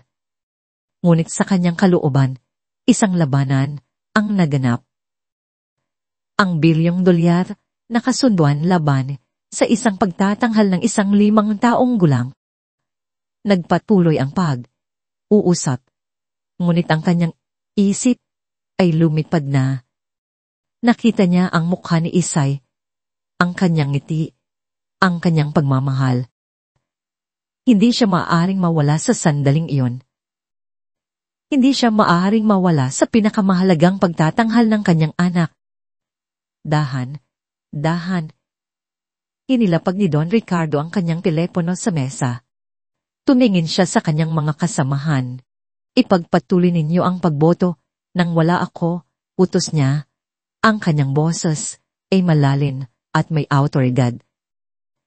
Mayroon akong mahalagang pagpupulong na kailangan kong puntahan. Nagulat ang lahat. Ang $1 na kasunduan ay tila napalitan ng isang bagay na mas mahalaga. Walang nagtanong, walang nagbigay ng anumang komento. Alam nilang kapag nagsalita si Don Ricardo, walang sinuman ang maaaring sumuway. Lumabas siya, ang kanyang isip ay puno ng pagtataka. Ang kanyang kotse ay nagmamadali sa traffic ng Maynila. Ang bawat sandali ay tila isang oras. Ang bawat dosina ng sasakyan ay tila nagpapahiwatig ng pag-alala. Ngunit sa kanyang kalooban, may kakaibang kapayapaan. Ito ay isang desisyon na ginawa, hindi ng negosyante, kundi ng isang ama. Pagdating niya sa kindergarten, ang silid ay puno ng ingay at kagalakan. Ang mga bata ay nagsasayaw, kumakanta at nagtatanghal ng kanilang mga gawa ng sining. Ang mga magulang ay nakaupo sa mga maliliit na silya. Ang kanilang mga mukha ay puno ng pagmamalaki. Si Don Ricardo, na nakasuot ng isang formal na suit, ay tila hindi akma sa lugar. Ngunit sa sandaling makita niya ang isang maliit na silya na may kulay dilaw, umupo siya. Nagsimula na ang pagtatanghal. Ang mga bata ay sumasayaw sa saliw ng isang kantang pambata. Ang kanilang mga mukha ay puno ng kagalakan. Nakita ni Don Ricardo si Isay. Ang kanyang mukha ay puno ng pagmamalaki. Ngunit bago pa man niya matapos ang kanyang pagtatanghal, nakita ni Isay si Don Ricardo. Padad na lumabas ang isang malaking ngiti sa kanyang labi. Nakalimutan niya ang kanyang pagtatanghal. Kumaway siya, ang kanyang maliit na kamay ay puno ng kagalakan. Tatay! Sigaw niya, ang kanyang tinig ay puno ng pagmamahal. Ang salitang iyon ay tumago sa puso ni Don Ricardo, na tila isang himala.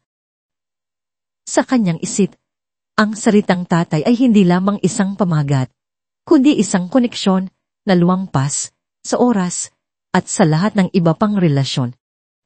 Isang ngiti ang lumabas sa labi ni Don Ricardo, isang ngiti na bihirang makita. Kumaway siya pabalik. Ang kanyang mata ay puno ng pagmamahal. Para kay Elena, na nakaupo sa tabi ni Don Ricardo, ang eksenang iyon ay isang patunay na ang tunay na koneksyon ay hindi nakikita sa mga kontrata, sa mga club, o sa mga email. Ito ay nakikita sa presensya, sa pag-aalaga, sa pagmamahal. Ito ay nakikita sa pagtawag ng tatay, sa hardin ng mga Soriano. Isang mainit na umaga ang naganap. Ang mga bulaklak ay sariwa, ang mga ibon ay umaawit, at ang hangin ay presko. Ngunit sa gitna ng lahat ng kagandahan, naganap ang isang eksena na hindi inaasahan. Si Senyora Sofia, na karaniwang mahigpit sa kanyang pananamit at laging maayos ang buhok, ay ngayon ay nakasuot ng simpleng sweatpants at nakalubli ang kanyang buhok. Ang kanyang mukha ay walang pop, at ang kanyang mga mata ay puno ng kagalakan habang nakikipaglaro siya kay Isay. Si Isay ay may hawak na isang bola, at si Senyora Sofia ay pilit na abutin ito. Sa isang iglap, natapilok si Senyora Sofia at naulog siya sa damuhan. Ang kanyang damit ay napunasan ng lupa, at ang kanyang buhok ay lalong nagulo. Ngunit sa halip na magalit, bigla siyang tumawa. Isang tawa na malakas at puno ang kagalakan. Ang tawa na yon ay hindi ang formal. Pinipilit na tawa na nakagawian ni Elena.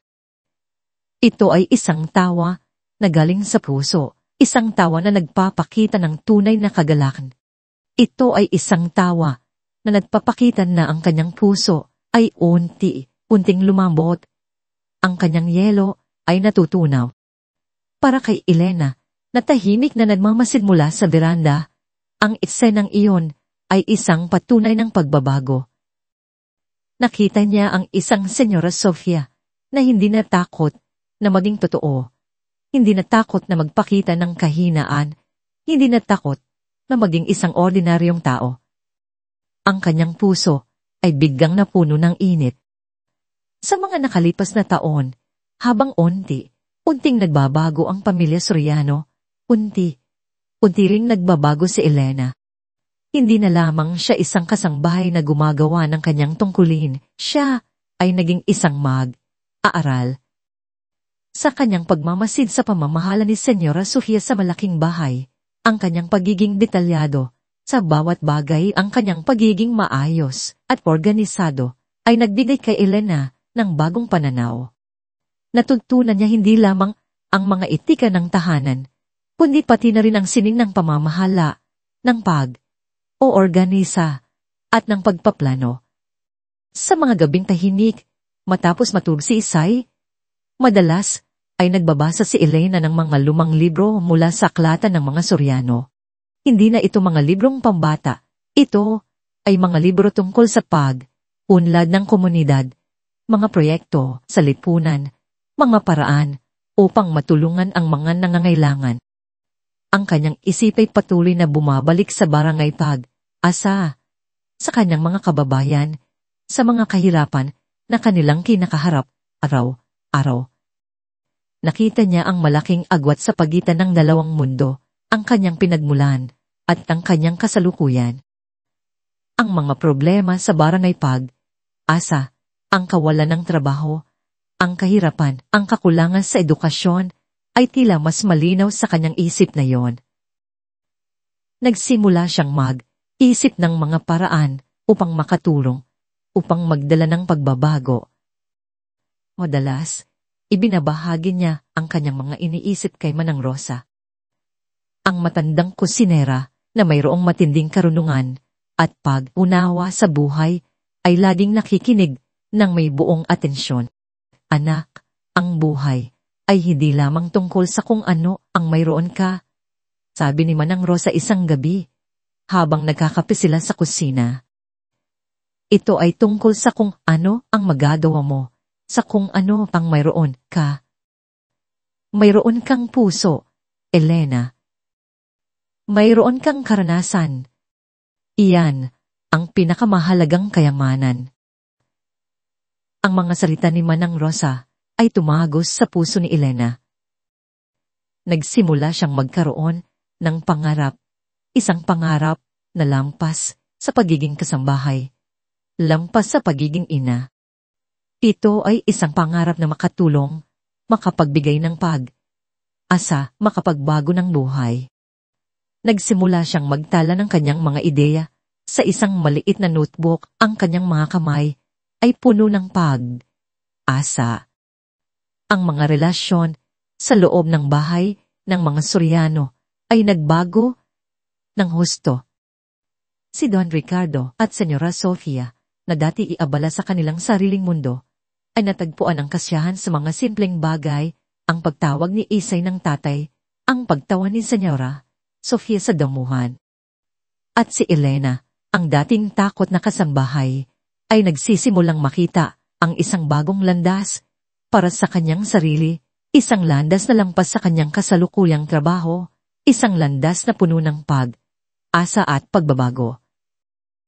Ang mansyon, na dating isang malamig na bahay, ay ngayon ay naging isang tahanan, puno ng pagmamahal, pag-asa, at mga pangarap na nagbubunga. Lumipas pa ang ilang taon, at ang mansyon ng mga Soriano, na dating simbolo ng lamig at formalidad, ay nagbago. Hindi na lamang ito isang malaking istruktura ng bato at salamin. Ito ay naging isang tahanan na puno ng buhay, ng kwento, ang mga bakas ng pagmamahal. Si Isay, nagdating isang munting anino na halos hindi marinig, ay ngayon ay 7 taong gulang na, isang kumpol ng enerhiya at kagalakan na ang bawat galaw ay iiwan ng bakas sa bawat sulok ng mansyon. Ang kanyang presensya ay tulad ng isang mainit na sinag ng araw nang humahalik sa lahat ng bagay, nagbibigay ng kulay at init sa dating walang buhay na kapaligiran. Para kay Elena, ang bawat araw ay isang patunay ng kanyang sariling pagbabago. Ang mga nanginginig na kamay na dating naghahanap ng pag-asa sa ilalim ng ambon ng barangay pag-asa ay ngayon ay matatag, puno ng tiwala at handang umalalay. Ang takot na laging nakakubli sa kanyang mga mata ay nawala, napalitan ng isang mapayapang resolusyon. Ang mga tupi at pilat sa kanyang muka, na dating tanda ng paghihirap, ay ngayon ay tila lumambot. Nagpakita ng isang babaeng dumaan sa apoy, ngunit lumabas na mas matatag, mas matalino. Ang pinakamalaking pagbabago sa mansyon ay makikita sa dating silid, aklatan. Ang dating malalim na kahoy na estande, puno ng mga makasaysayang libro at seryosong tomo, ay nananatili. Ngunit ang kaligiran ay nagbago. Ang dating mabibigat na kortina ay napalitan ng mas magaan at mas maliwanag na tela na nagpapapasok ng sapat na sikat ng araw. Ang mabibigat na mesa ng pagbabasa ay napalitan ng isang mas simple, ngunit matibay, na mesa. Ang silid ay hindi na isang kanlungan para sa mga naghahanap ng katahimikan sa pagbabasa. Ito ay naging sentro ng pag-asa, isang sentro ng pagbabago. Sa pinto ng silid, may isang matibay na placard na gawa sa kahoy na may simpleng disenyo. Malaki at malinaw ang nakasulat dito, Soriano Community Foundation.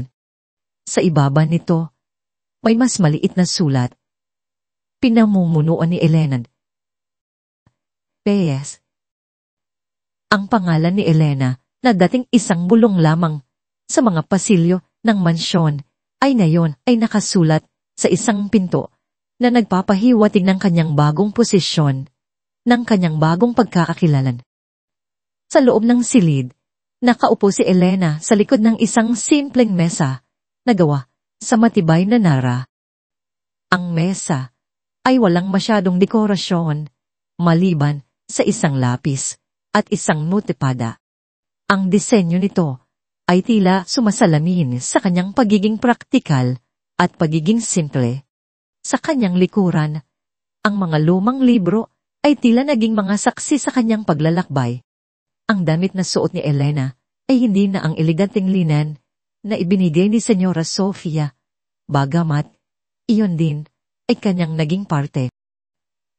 Ito ay isang simpleng, ngunit maayos, na kasuotan na kanyang pinili, kulay abo na may bahagyang kulay ng pating. Ang tela ay malambot at komportable, nagpapahintulot sa kanya na gumalaw ng malaya. Wala na ang pakiramdam ng pagiging maskara, ito ay isang damit na sumasalamin sa kanyang pagkatao, sa kanyang propesyon. Ito ay kanya. Ang kanyang buhok ay nakatali sa isang simpleng buhol. Ang kanyang mga mata ay matalas at puno ng determinasyon, ngunit may bahid ng pagmamahal. Sa harap niya, nakapatong sa mesa, ang isang sulat. Ang papel ay may bahagyang kulay dilaw at ang sulat ay sulat, kamay. Dahan, inulit ni Elena ang pagbasa sa huling bahagi ng sulat. Salamat po. Hindi lang po ninyo ako binigyan ng trabaho. Iniligtas ninyo po ang aking buhay at ang buhay ng aking anak. Isang dirok ng luha ang dumalis sa kanyang pisngi na ulog sa salitang buhay. Ang isang salita lamang ay tila naglalaman ng lahat ng paghihirap, ng lahat ng pag-asa, ng lahat ng pagbabago. Ang pagbabasa ng sulat na iyon ay nagdala sa kanya pabalik sa kanyang sariling nakaraan. Naalala niya ang kanyang sarili. Nakarga si Isay. Naglalakad sa madilim na eskinita ng Barangay Pag-asa. Ang takot na mawalan ng trabaho ay isang malamig na kamay na humihigpit sa kanyang dibdib. Naalala niya ang pakiramdam ng pagiging walang magawa ng pagiging nasa awa ng iba.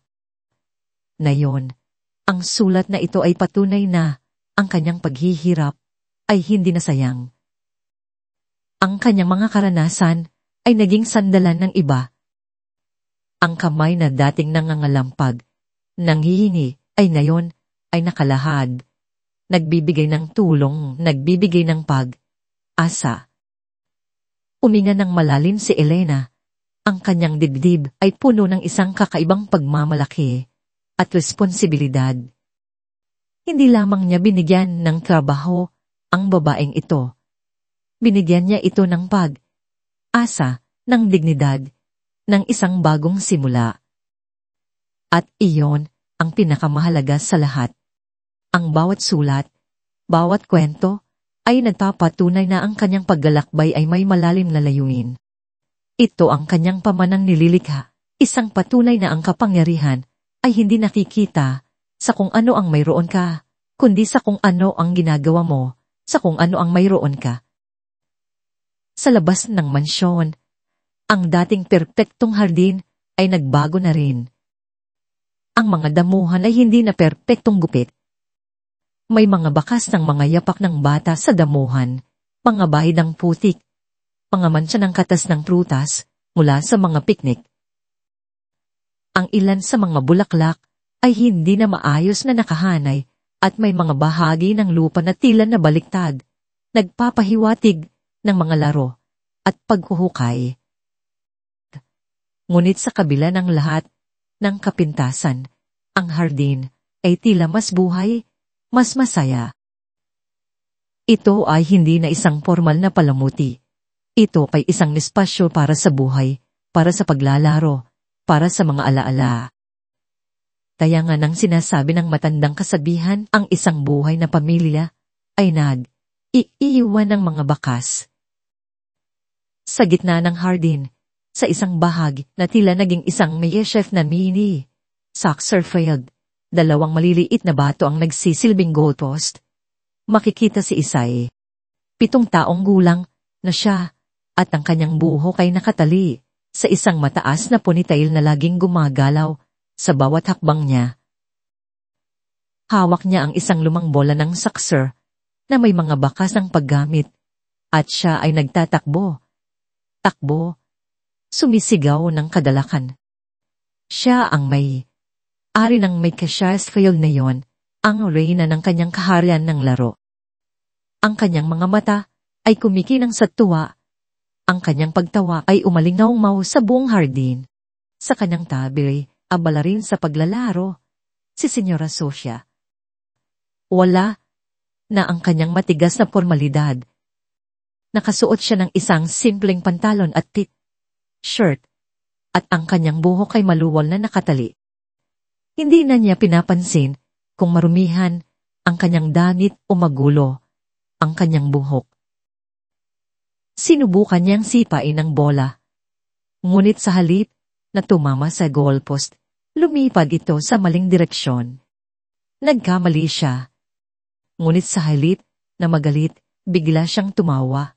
Isang malakas at puno ang kagalakan na tawa.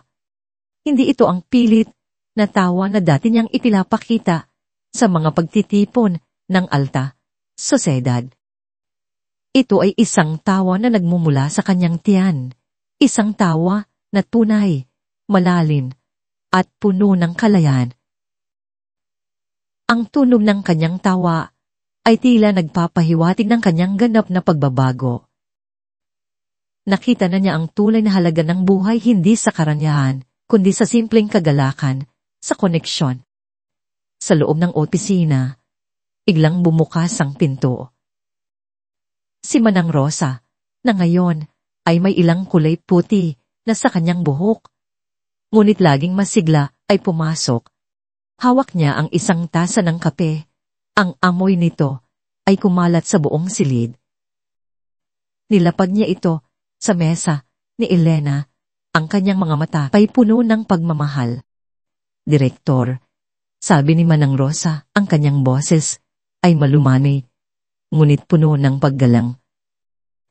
Mayroon na namang isang pamilya na gustong magparehistro para sa proyekto. Tumading sila mula sa kabilang barangay at balita nila ang iyong galing. Ang salitang direktor ay hindi na isang pangarap, isang imahinasyon, o isang pagsubok. Ito ay isang katotohanan. Para kay Elena, ang salitang iyon ay isang paalala ng kanyang paglalakbay, ng lahat ng paghihirap na kanyang pinagdaanan at ng lahat ng pagbabago na kanyang naranasan. Ngumiti siya kay Manang Rosa, ang kanyang mga mata ay puno ng pasasalang. Ang pagtawag sa kanya ng direktor ay hindi lamang isang pagkilala sa kanyang posisyon, kundi isang pagkilala sa kanyang pagkatao, sa kanyang kakayahan, sa kanyang karunungan. Sa dingding, sa isang sulok ng opisina, may isang lumang larawan. Ito ay may bahagyang kulay dilaw, at ang mga gilid nito ay tila luma. Ang larawan ay kinuha sa umaga nang nilagnat si Isay. Ang umaga na nagpabago sa lahat ng bagay. Makikita sa larawan si Don Ricardo na nakaupo sa tabi ni Isay. Ang kanyang mukha ay puno ng pag-aalala, habang ang bata ay nakahiga sa kanyang dibdib, mahigpit na nakahawak sa gindong kwintas sa liig ng matanda. Ang larawan na iyon ay isang paalala kay Elena na ang lahat ng ito ay nagsimula sa isang simpleng galaw, ang pagdampi ng daliri ng isang bata sa isang dintong kwintas. Ang simpleng galaw na iyon ay nagbukas ng mga pinto, nagpabago ng mga puso, nagtayo ng mga tulay. Para kay Don Ricardo, ang mga nakaraang taon ay nagdulot ng isang malalim na pagbabago sa kanyang pananaw. Hindi na siya ang dating abalang negosyante na laging nakatutok sa mga milyong dolyar na kasunduan. Pagamat na nanatili ang kanyang negosyo, unti na siyang umatras mula sa mga pangunahing desisyon. Ipinasa ang responsibilidad sa kanyang mga tauhan. Ang kanyang oras ay hindi na niya ginugugol sa mga boardroom o sa pagbabasa ng mga ulat pinansyal. Ginugugol niya ito sa hardin kasama si Isay at Senyora Sofia o sa opisina ni Elena, nagbibigay ng payo at suporta para sa Soriano Community Foundation. Kung mayroon kang mga hiling pupuna, mangyaring mag-comment para ipaalam sa akin. Lubos na nagpapasalamat si Inday Andrea.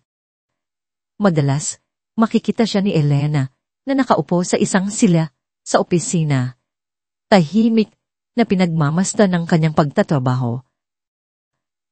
Minsan, magtatanong siya, hindi tungkol sa mga numero, kundi tungkol sa mga kwento ng mga taong natutulungan nila. Sa kanyang mga mata, makikita ang isang bagong uri ng karunungan, isang bagong uri ng kaligayahan.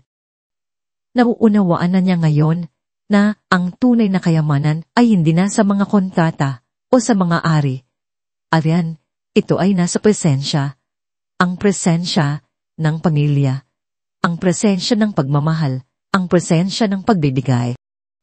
Ang kanyang legacy ay hindi na niya sinusukat sa mga kita ng kanyang negosyo, kundi sa mga buhay na kanyang binago, sa mga tulay na kanyang itinayo. Nakita na ni Elena ang kanyang tunay na boses at layunin sa buhay. Mula sa pagiging isang kasambahay na puno ng takot, siya ay naging isang lider, isang inspirasyon, isang giya sa isang makabuluang proyekto ng komunidad. Ang pamilya Soriano ay ganap na nagbago, natagpuan ang tunay na kaligayahan sa mga simpleng bagay. Sa pagkakaisa at sa pagmamahal.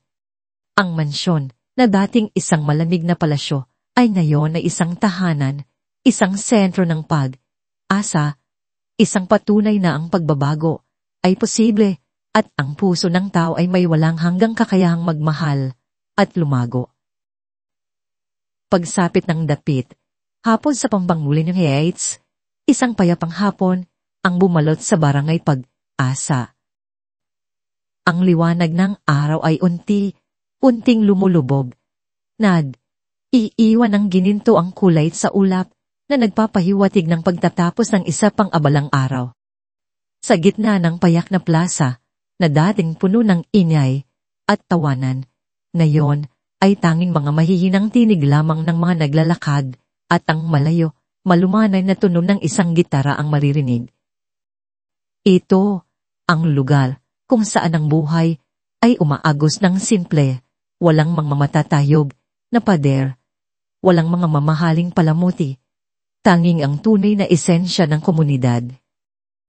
Sa isang sulok ng plaza, sa ilalim ng malaking puno ng manga, naroon si Elena, Don Ricardo, at Senyora Sofia, kasama si Isay.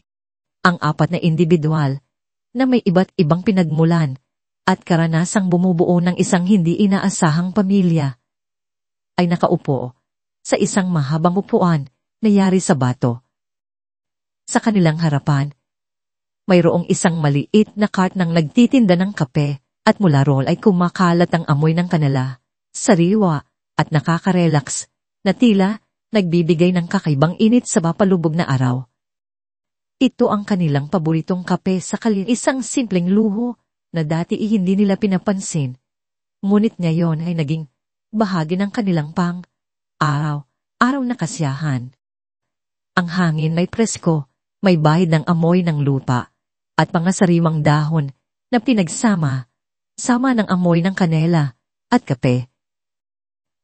Ang kalangitan ay pinintahan ng iba't ibang kulay, rosas, kahel, at lila, na tila isang obra maestra ng kalikasan, isang paalala na ang kagandahan ay matatagpuan sa mga simpleng sandali. Ang mga ilaw sa paligid ng plaza ay unting nagsisimulang magliwanag, nagbibigay ng isang mainit at malumanay na ilaw na nagpapatingkad sa kanilang mga mukha. Si Isay, na yon ay 7 taong gulang na, ay puno ng enerhiya. Sa sandaling makarating sila sa plaza, agad siyang tumakbo, ang kanyang mahabang buhok na nakatalis sa ponytail ay sumasabay sa kanyang bawat galaw. Hinabol niya ang isang grupo ng mga kalapati na naglalakad sa gitna ng plaza. Ang kanyang tawa ay umalingaw sa buong paligid, puno ng inosenteng kagalakan. Siya ay tulad ng isang munting paro, malaya, at walang pakialam sa mga alalahanin ng mundo. Ang bawat hakbang niya ay tila sumasayaw, puno ng buhay. Ang kanyang mga mata ay kumikinang sa tuwa, ang kanyang buong pagtatao ay nagpapahiwatig ng kalayaan. Habang humahabol si Isay sa mga kalapati, nakaniti si Senyora Sofia. Ang kanyang mga mata ay puno ng pagmamahal. Ang kanyang mukha, na dati natigas at walang emosyon, ay ngayon ay puno ng pag-asa. Wala na ang kanyang formalidad, ang kanyang pagiging mainat sa kanyang sarili. Nakasuot siya ng isang simpleng pantalon at blusa. Ang kanyang buhok ay maluwag na nakatali. Siya ay isang lola na naghahanap ng kagalakan sa simpleng laro ng kanyang apo. Nang mapagod si Isay sa paghabol sa mga kalapati, tumakbo siya pabalik sa kanila. Ang kanyang mukha ay pawis, ngunit ang kanyang mga mata ay puno pa rin ng kagalakan. Walang aalangan, umupo siya sa tabi ni Senyora Sofia at dahan, isinandal niya ang kanyang maliit na ulo sa bewang ng matanda. Ito ay isang simpleng kilos, isang munting galaw. Ngunit ito ay may malalim na kahulugan. Ito ay hindi lamang isang paghahanap ng pahinga. Ito ay isang paghahanap ng init, ng pagmamahal, ng seguridad. Para kay Senyora Sofia, ang kilos na iyon ni Isay ay tila isang malumanay na pagdampi ng kamay sa kanyang puso.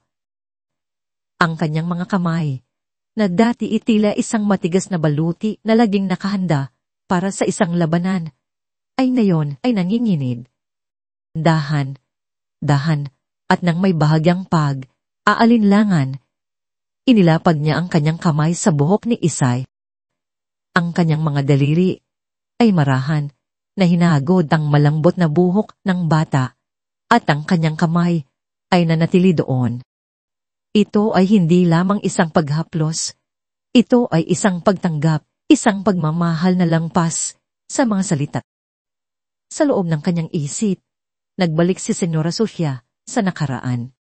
Naalala niya ang kanyang sarili, ang kanyang matigas na mukha, ang kanyang mga utos na puno ng lanig, ang kanyang pagtanggi na tanggapin si Elena at Isay sa kanyang bahay. Naalala niya ang kanyang obsesyon sa kaayusan, sa perpektong imahe, sa kanyang reputasyon sa alta sosyedad. Ang mga luha ay nagbabanta na tumulo sa kanyang mga mata. Ngunit pinigdilan niya ito. Ang pagdampi ng kamay ni Isay sa kanyang biwang at ang init ng kanyang ulo sa kanyang tagiliran ay tila nagpalambot sa lahat ng kanyang mga baluti. Hindi ko akalain, bulong niya sa kanyang sarili, halos hindi marinig, na ang pagtanggap ay mas mahalaga kaysa sa pagkontrol. Ang kanyang boses ay nanginginig, puno ng emosyon. Ang kanyang puso, na dati tila isang yelo, ay ngayon ay unting natutunaw. Ang pagiging lola, ang pagiging bahagi ng buhay ni Isay, ay nagbigay sa kanya ng isang bagong pagkakakilanlan, isang pagkakakilanlan na mas tunay, mas malalim. Sa kabilang dulo ng upuan, tahimik na pinagmamasdan ni Don Ricardo ang eksena. Ang kanyang mukha, na datiin, matigas, at puno ng mga alalahanin sa negosyo, ay ngayon ay payapa. Wala na ang imahe ng isang makapangyarihang negosyante na laging abala sa mga milyong dolyar na kasundon. Ang kanyang isip ay hindi na puno ng mga numero, ng mga kontrata, o ng mga pulong sa boardroom. Ang kanyang mga mata ay puno ng pagmamahal, ng unawa. Naalala niya ang kanyang sarili sa lumang opisina. Ang kanyang telepono ay patuloy na nagli-ring. Ang kanyang isip ay puno ng mga desisyon. Naalala niya ang sandali nang magpasya siyang iwanan ang lahat para sa pagtatanghal ng kindergarten ni Isay. Ang tawag ni Isay na tatay ay isang tawag na nagpabago sa kanyang buhay, isang tawag na nagbigay sa kanya ng isang bagong layunin, isang bagong kahulugan. Ang tunay na kayamanan ay hindi nasa kung ano ang mayroon ka, bulong niya sa kanyang sarili. Ang kanyang tinig ay malalim at puno ng karunungan. Nasa kung sino ang kasama mo, nasa kung ano ang nagawa mo para sa kanila. Ang kanyang puso ay puno ng patla. Ang kanyang mga kamay, na dati laging handa na lumaban para sa negosyo, ay ngayon ay payapa na nakahawak sa kanyang hita. Wala na ang mga mitiin ng kapangyarihan at kayamanan. Ngayon, ang kanyang taning mitiin ay ang presensya, ang pagmamahal, ang pamilya. Habang unting bumubuo ang dilin, ang mga ilaw mula sa mga matatayog na gusali sa malayo ay nagsimulang magliwanag na tila mga bituin na sumasalamin sa kalangitan. Ang mga ilaw na iyon ay hindi lamang mga ilaw, sila ay mga simbolo ng mga ordinaryong tao, ang kanilang mga pangarap, ng kanilang mga pakikipagsapalaran, ng kanilang mga pag-asa. Ang mga ilaw na iyon ay nagpapaalala kay Elena ang kanyang sariling nakaraan. Kung mayroon ka mga hiling o puna, mangyaring mag-comment para ipaalam sa akin. Lubos na nagpapasalamat si Inday Andrea. Naisip ni Elena ang bahay kung saan siya umalis kasama ang kanyang anak sa kanyang bisig, ang barangay Pag-asa, ang kanyang lumang tahanan. Naalala niya ang dilim ng umaga, ang ambon, ang putik sa eskinita, ang kanyang puso ay puno ng takot. Naalala niya ang kanyang sarili. Nakarga, si Isay, naglalakad ng mabilis, ang kanyang isip ay puno ng mga tanong. Naalala niya ang takot na mawalan ng trabaho, ang takot na mawalan ng tirahan, ang takot na mawalan ng lahat ng bagay. Naalala niya ang marmol na pasilyo ng mansyon ng mga Soriano, ang nakakabinging katahimikan, ang amoy ng klorin sa silid-imbakan. Naalala niya ang matigas na mukha ni Senyora Sucia, ang kanyang utos, "Hindi sa bahay ko, alisin mo ang batang iyan dito. At kunin mo na rin ang iyong gamit." Ang mga salitang iyon ay tumagos sa kanyang puso. Nag-iwan ng isang malalim na sugat. Ngunit pagkatapos, naalala niya ang malalim at matatag na tinig ni Don Ricardo. Sandali. Mananatili sila. Ang mga salitang iyon ay hindi lamang isang utos, ito ay isang pagbabago sa kanyang buhay, isang pagbabago sa kanyang kapalaran. Ang mga salitang iyon ay nagbigay sa kanya ng pag-asa ng isang bagong simula. Ang buhay, naisip ni Elena, ay hindi lamang tungkol sa isang meeting room na puno ng mga seryosong desisyon, o isang perpektong damuhan na maingat na inayos, o isang storage room na may amoy ng chlorine na puno ng mga lumang gamit. Ang mga lugar na iyon ay bahagi ng buhay, ngunit hindi iyon ang tunay na buhay. Ang tunay na buhay ay nangyayari kapag may isang pumili na manatili, kapag may isang pumili na magmalasakit, kapag may isang pumili na magbigay ng pag-asa, kapag may isang pumili na magtayo ng tulay sa pagitan ng dalawang mundo. Ang kapangyarihan na marunong lang mag-utos, ang kapangyarihan na naghahanap ng kontrol, ay nagtatayo ng mga pader. Nakita niya ito sa nakaraan ni Senyora Sucia. Sa kanyang pagiging matigas, sa kanyang pagtanggi, na tanggapin ang anumang bagay na hindi umaayon sa kanyang pamantayan. Ang mga pader na iyon ay naghihiwalay sa mga tao, nagpapahirap sa mga koneksyon, nagpapalayo sa mga puso. Ang mga pader na iyon ay lumilikha ng paghihirap, ng kalungkutan, ng pagkakahiwalay.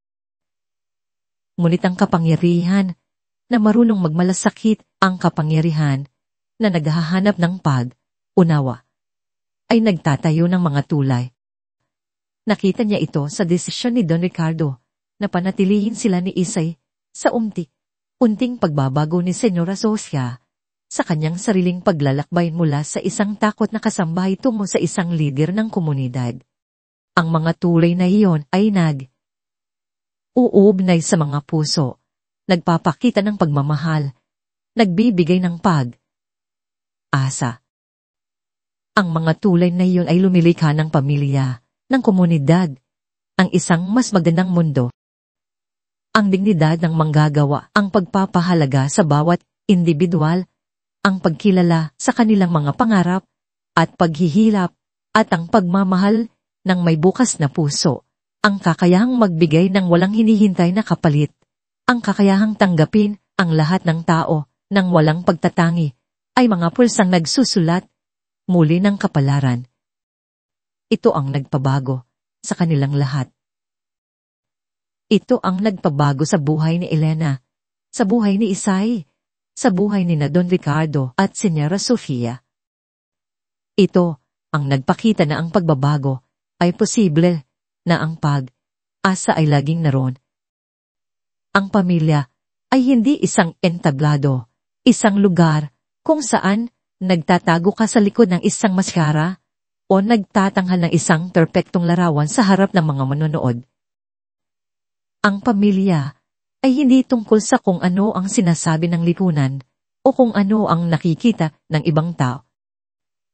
Ang pamilya ay isang araw na pagpili, isang pagpili na manatili, na magmalasakit, na magbigay ng pagmamahal. Ito ay ginagawa sa maliliit na kilos, sa mga simpleng galaw na walang pumapalakpak, walang nagbibigay ng pagkilala. Ang paghaplos sa buhok ng isang bata, ang pag-alis sa isang importanteng pulong para sa isang pagtatanghalang kindergarten, ang pagbibigay ng isang simpleng kape sa isang nangangailangan. Ito ang mga kilos na bumubuo ng isang pamilya, ng isang komunidad, ng isang buhay na puno ng kahulugan. Ang araw ay tuluyang lumubog at ang kalangitan ay napuno ng mga bituin. Ang mga ilaw ng plaza ay nagliwanag at ang amoy ng kanela ay kumalat sa buong paligid. Ang tatlong henerasyon na may iba't ibang pinagmulan at karanasan ay nakaupo ng magkakasama sa ilalim ng mga ilaw ng kalye. Si Isay ay natutulog na sa kandungan ni Senyora Sofia. Ang kanyang maliit na kamay ay mahigpit na nakahawak sa damit ng matanda. Si Don Ricardo ay nakahawak sa kamay ni Senyora Sofia. Ang kanilang mga mata ay puno ng pagmamahal at pag-unawa.